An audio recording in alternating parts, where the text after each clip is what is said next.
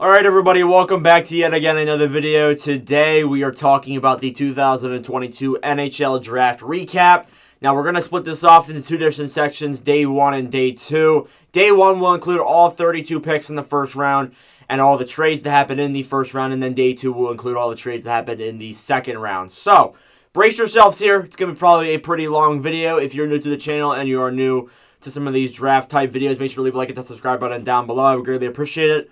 After we make this, we will start moving into the RFAs and the UFAs and start looking at free agency. But nonetheless, I won't waste any more of your time. Let's get into the video. So what we're also going to do this is that as we move down in the picks, we'll move into the trades in the order that they happen. So first off, first overall may have been a surprise to some when they came up to the board. It was kind of a shocker when I heard that from TPS Finland. I was like, oh, it's Slavkovsky. So Jiri Slavkovsky, left wing from TPS. Goes to the Montreal Canadiens first overall. It's crazy to think how this guy wasn't even thought to be a first overall pick, let alone pretty much a top 10 pick, really, until he had an amazing Olympics and started playing with men and really boosted himself up to the first overall pick. It was pretty clear who looked at prospects and who didn't look at prospects, because people who didn't look at prospects flipped out when they picked Slavkovsky, but it didn't surprise me at all. Like, when they were meeting with the owner today, I knew they were taking Slavkovsky. Like, when they announced, when it came out that he met with the owner today, I was like, yeah, they're taking Slavkovsky. They have to. There's no way they don't. Number 2, though, was a surprise to me. I did not think Nemec would go that high, and I actually did kind of mention it. I did say, well, if they had Shane Wright, they're going to be really freaking deep down the middle. Like, if the Devils drafted Shane Wright at second overall, they would have been really deep down the middle. But they didn't. They selected Simon Nemec, the defenseman from Nitra, also from Slovakia. So he's the first. This is the first year Slovakians have gone 1 and 2 overall in the draft. So pretty interesting stat there. But yeah, Nemec probably the best defenseman in this draft. We saw quite the defense get taken, so I'd say he's probably definitely the best. And New Jersey needs a defenseman, in all honesty. Next up at third overall, I thought it could have been a draw with the Arizona Coyotes, with my Coyotes. Obviously, if you guys know me, I'm a Coyotes fan. It was really between Wright and Kulich, and the Coyotes went with Kulich. They selected Kulich, the center from the USA National Development Program. Highest Pennsylvanian-born player. That's proud Pennsylvania right here.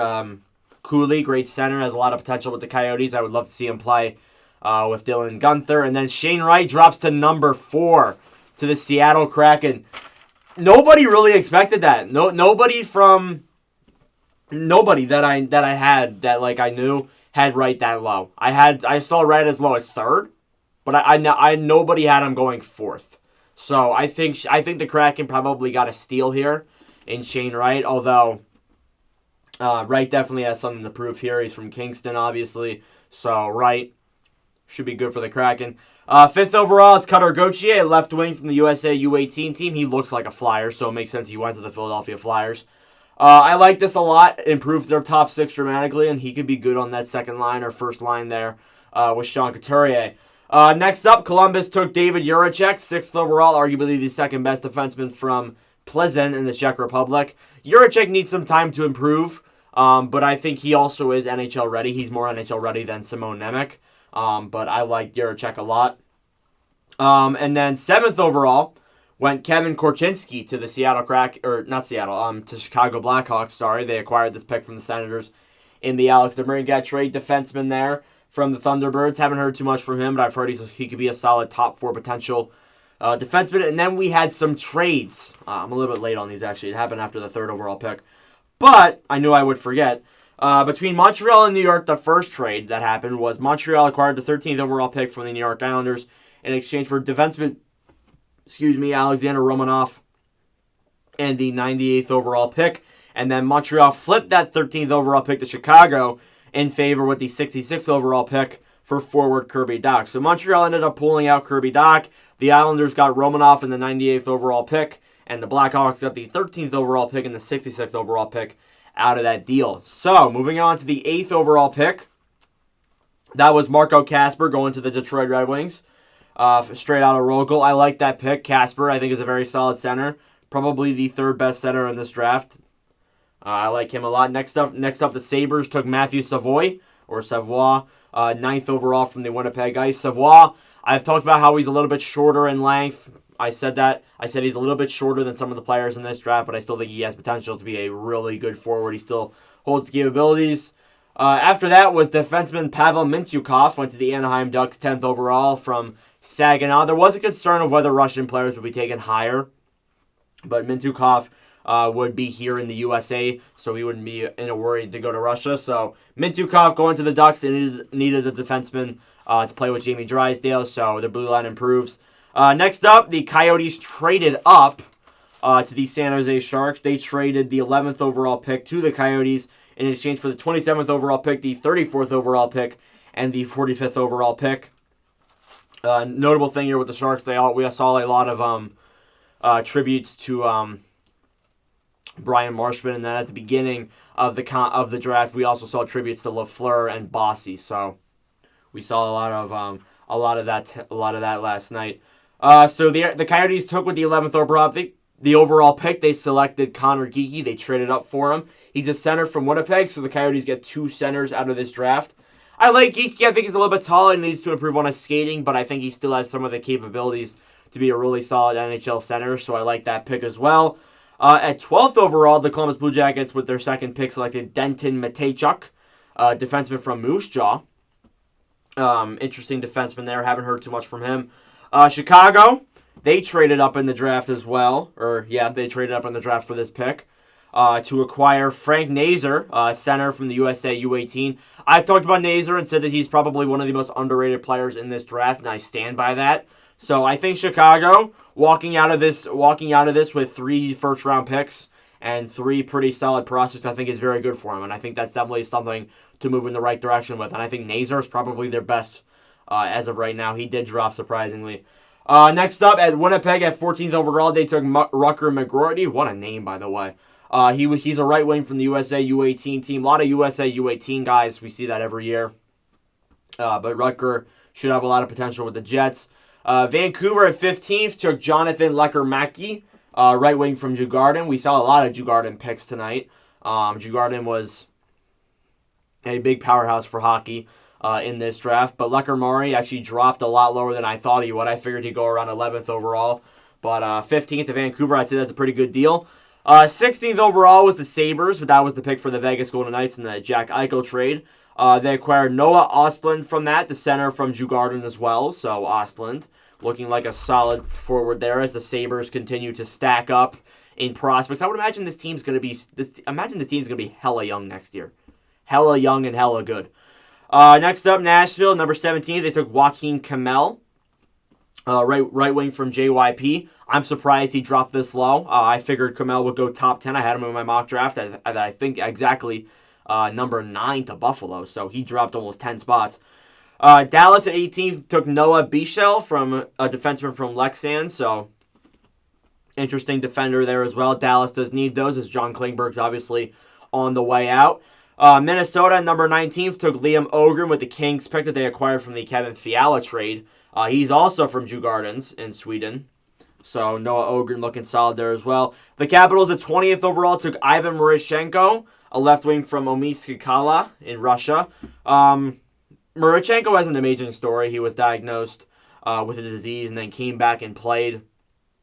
And it looked like he wasn't even going to be a first-round pick, and it's unbelievable that he went this high, so props to him. 21st overall to the Pittsburgh Penguins went defenseman Owen Pickering from Swift Current. It's amazing how they had Chris Letang go up to announce the pick.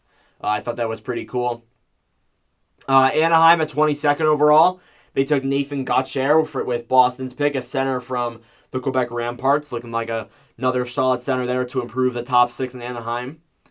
He could be a really good player. He would love to see him play up there with Mason McTavish, who also went out there to announce the pick. St. Louis took Jimmy Snuggerud at a right wing there from the USA U18. So Snuggerud could be a solid middle 6 forward potential in the NHL. Haven't heard too much from him. Next up, Minnesota at 24th overall took Danila Yurov. Yurov arguably dropped more than he should have. Right wing from Magnitogorsk in Russia. So Yurov, solid forward there, has some potential. Then we had a trade. So I talked about in a mailbag, if you follow the TikTok, I talked about in a mailbag for a rumor that Chicago may take on Peter Mrazek's contract, and it looks like I was right. Chicago acquired Peter Mrazek's contract from the Toronto Maple Leafs along with the 25th overall pick in exchange for Toronto's 38th overall pick. So Toronto trying to make some cap room to sign probably Sandin and maybe some other forwards, because obviously this team's going to have some goaltending conundrums next year. Right now, your tandem, if you sign Jack Campbell, is looking like a Campbell-Cauldron tandem. And without Campbell, not looking so good for Toronto's goaltending right now. So then, with that Chicago pick, they took Sam Rinzel, another defenseman there from Chaska. So Chicago really trying to stack up there on the back end for defenders. And looks like they're going to be in a cap crunch next year because Duncan Keith retired today. Looked like he wasn't going to, but he did. Next up, Montreal, 26th overall. They took Filip Bystedt, right wing from Pop Rad. You could also argue he also dropped. Also a fan of him as well. San Jose, with the pick that they got from Arizona, they traded for Filip Bystedt, the center from Linkoping, and they had a tribute for Brian Marshman there as well. Rest in peace. So Bystedt looking interesting there as well. Solid center as San Jose begins to improve that prospect pool. Next up, Buffalo at 28th overall with the pick from the Sam Reinhart trade took Jiri Kulich, center from Karlovy Vary. So we'll see how he does with the Sabres. Not that bad of a pick. And then we had another trade, the final trade of the night. That wasn't a pick trade. The Edmonton Oilers and the Arizona Coyotes made a deal. The Coyotes traded for Zach Kassian, a 29th overall pick, a 2024 third, and a 2025 second. So Coyotes really racking up on the picks there. So like to see it. The Oilers in return got the 32nd overall pick. So the Coyotes, with that 29th overall pick, selected Maveric Lamoreux, a defenseman from Drummondville in the KHL. Lamoreux is very tall, 6'7", so incredible size there for a player. He's looking to be interesting. With the 30th overall pick, Winnipeg, with the pick from the Rangers, took Brad Lambert there, a center from the Pelicans in the Swedish league there. So Lambert, he was looked at to be a top 5 pick a few years ago, and this year really took a toll on his draft rankings, and he fell all the way down to 30th. That could be a steal for the Jets. The Lightning here at the 31st pick, surprised they even had a pick this year, but they selected Isaac Howard, left wing from the USA U18 team. He also has some potential there as well, going to a powerhouse team in the Tampa Bay Lightning. And then finally, the final pick in the first round, the Oilers with the pick from the Coyotes took Reid Schaeffer, a left wing from the Seattle Thunderbirds. So that does it for your first round in the 2022 draft. A lot of teams pulled out with some good picks there. The Coyotes, with 3 draft picks, they traded around a lot. I'd say they got a lot of good draft picks in this year, and I think their team and their prospect pool overall has really improved drastically. And I'm going to like to see what this team is going to do for the next few years. Other teams, Montreal pulled out Slavkovsky and Misar. I liked what they did as well. The Devils got Nemec. They got their defenseman they wanted. And the Kraken, I mean, hey, they got Shane Wright, so I'm not complaining about that at all. I'm sure the Kraken probably did not really think he was going to drop that far, but hey, he's with the Seattle Kraken now, so we're going to see what Shane Wright can do with them. And anyways, that is it for day 1 with the trades and the picks. Let's get into day 2's trades. All right, so into the day 2 trades here. I actually wasn't up in the morning to make separate YouTube videos on these deals, so I figured, you know what, let's just make it into this draft recap. So the St. Louis Blues traded Ville Husso, his signing rights, over to the Detroit Red Wings, where he would sign a 3-year, $4.75 million extension, so he got the money he wanted for pick number 73 in this year's draft. I like the deal. St. Louis gets a pick, and Detroit gets a really solid goalie in Ville Husso. We'll see what he does with the Red Wings next year. Really taking a shot on him there. The Washington Capitals traded Vitek Vanacek and pick number 46 to the New Jersey Devils in exchange for pick 37 and pick 70. I like the deal as well. I'm a fan of it. I like how Vanacek obviously has had some struggles with the Capitals going to the Devils. Devils really trying to improve their goaltending, so I like this deal as well. Next up was a Tony DeAngelo deal with the Philadelphia Flyers, where they would trade Tony DeAngelo over to the Flyers as RFA rights for pick number 220 in the draft. As well as that, the Hurricanes acquired a 2024 second-round pick, a conditional 2023 third-round pick, and the lowest of the Philadelphia, New York, and Florida bargains, and then pick number 101. So Flyers acquiring some defensemen there. I don't really like the pick, for being honest. I mean, D'Angelo, he was good offensively. We need defensive defensemen. Give this guy a chance. I mean, it can't get much worse for Philly, if we're being honest. It can't get much worse. So I'm not against it at all. Next up, mainly pick trades. The Maple Leafs traded pick 79 to the Golden Knights for pick number 95 and pick 135.